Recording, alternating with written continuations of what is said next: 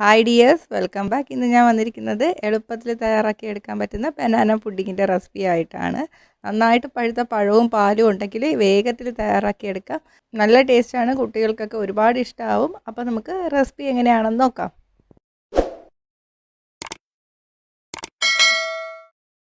അപ്പോൾ ഇത് തയ്യാറാക്കാൻ വേണ്ടിയിട്ട് ഞാനിവിടെ ഒരു വലിയ പഴം എടുത്തിട്ടുണ്ട്. ചെറിയ പഴമാണെങ്കിൽ സൈസ് അനുസരിച്ചിട്ട് എടുക്കാം കേട്ടോ. പൂവൻ പഴമൊക്കെ ആണെങ്കിൽ 2 പഴം എടുക്കാം. രസകദളി പഴമാണെങ്കിൽ 4 പഴമൊക്കെ എടുക്കുക. അപ്പോൾ ഇതേ വലിപ്പം അനുസരിച്ചിട്ട് എടുക്കുക. ഇനി നമുക്ക് തോല് കളഞ്ഞതിന് ശേഷം ചെറുതായിട്ടൊന്ന് അരിഞ്ഞെടുക്കാം. നല്ല പഴുത്ത പഴം വേണം എടുക്കാൻ, ഇല്ലെങ്കിൽ പുഡിങ്ങിന് ഒരു കവർപ്പ് ടേസ്റ്റ് വരും. അപ്പോൾ ഇതുപോലെ അരിഞ്ഞെടുത്തതിന് ശേഷം നമുക്ക് ഫോർക്ക് വെച്ചിട്ടൊന്ന് ഉടച്ചെടുക്കാം.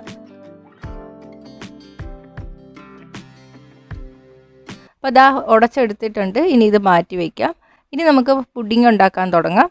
അതിന് വേണ്ടിയിട്ട് ചുവട് കെട്ടിയുള്ള പാൻ എടുക്കുക. ഇതിലോട്ട് ഞാൻ 2 കപ്പ് പാൽ ഒഴിച്ച് കൊടുത്തിട്ടുണ്ട്. ഇനി 1/3 കപ്പ് പഞ്ചസാര ചേർത്ത് കൊടുക്കാം. ഞാൻ എടുത്തിരിക്കുന്ന 1 കപ്പ് 240 ml-ൻ്റെയാണ്. 1/4 കപ്പ് കോൺഫ്ലോർ, ഇതെല്ലാം കൂടെ ചേർത്തിട്ട് നന്നായിട്ടൊന്ന് മിക്സ് ചെയ്തെടുക്കാം. ഞാനിപ്പോൾ വിസ്ക് വെച്ചിട്ടാണ് മിക്സ് ചെയ്യുന്നത്. അപ്പോൾ കട്ടയില്ലാതെ പെട്ടെന്ന് കലക്കിയെടുക്കാൻ പറ്റും. ഇപ്പോൾ വിസ്ക് ഇല്ലെങ്കിൽ ഫോർക്കും സ്പൂണും കൂടെ വെച്ചിട്ട് നന്നായിട്ടൊന്ന് മിക്സ് ചെയ്തെടുക്കാം. സ്മാഷ് ചെയ്ത് വെച്ചിരിക്കുന്ന പഴവും കൂടി ചേർത്ത് കൊടുക്കാം.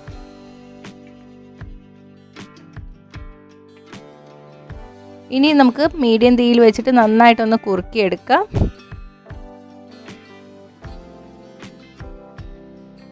തിക്കായി വന്നിട്ടുണ്ട്. ഇനി നമുക്ക് തീ ഓഫ് ചെയ്തതിന് ശേഷം സെറ്റ് ചെയ്യാനുള്ള പാത്രത്തിലോട്ട് ഒഴിച്ചു കൊടുക്കാം.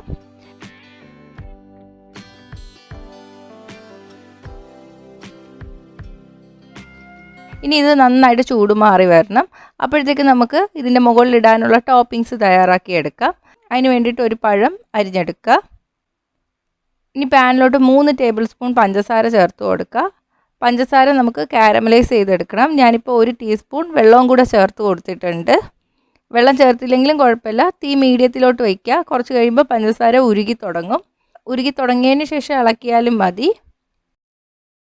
ബ്രൗൺ നിറം ആയി വരണം.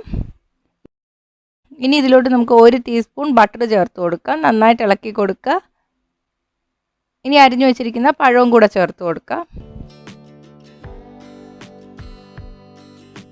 പഴത്തിൻ്റെ എല്ലാ ഭാഗത്തും നന്നായിട്ട് കോട്ടായി വരണം. തീ കുറച്ച് വയ്ക്കുക. ഇനി നമുക്കിത് പുഡിങ്ങിൻ്റെ മുകളിലോട്ട് ഒഴിച്ചു കൊടുക്കാം.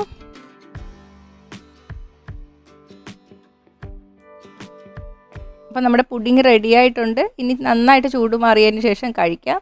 ഫ്രിഡ്ജിൽ വെച്ച് തണുപ്പിക്കണമെന്നൊന്നുമില്ല, അല്ലാതെ തന്നെ നല്ല ടേസ്റ്റാണ്. കുട്ടികൾക്കൊക്കെ വളരെ ഇഷ്ടമാവും. അപ്പോൾ പഴുത്തു പോയ പഴമൊക്കെ കളയാതെ ഇതുപോലെ പുഡിങ് ഉണ്ടാക്കി നോക്കുക. അപ്പോൾ ട്രൈ ചെയ്തിട്ട് നിങ്ങളുടെ അഭിപ്രായങ്ങൾ കമൻറ്റ് ചെയ്യുക. ഇഷ്ടമെങ്കിൽ ലൈക്കും ഷെയറും ചെയ്യുക. ഇഷ്ടപ്പെട്ടില്ലെങ്കിൽ ഡിസ്ലൈക്കും ചെയ്യുക. കൂടുതൽ റെസിപ്പികൾക്കായിട്ട് ചാനൽ ഇതുവരെ സബ്സ്ക്രൈബ് ചെയ്യാത്തവർ സബ്സ്ക്രൈബ് ചെയ്യാനും മറക്കല്ലേ. അടുത്തൊരു റെസിപ്പി ആയിട്ട് കാണാം. ബൈ.